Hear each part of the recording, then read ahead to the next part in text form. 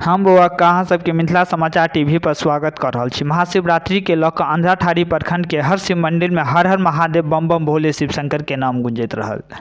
मदनेश्वर स्थान, चंदेश्वर स्थान और मुक्तेश्वर स्थान में शिवलिंग पर जल अभिषेक करबाक लेल खूब भीड़ रहल। संगे शिव पार्वती के गीत सब भक्तिमय माहौल बनल रहल।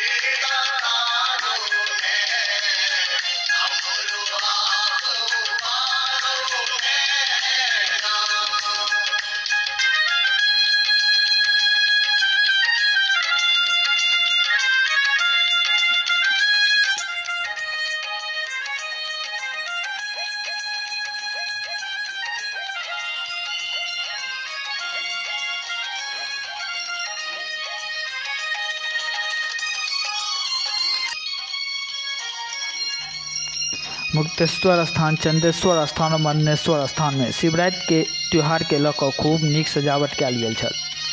मेला में सेहो शांतिपूर्ण माहौल रहल।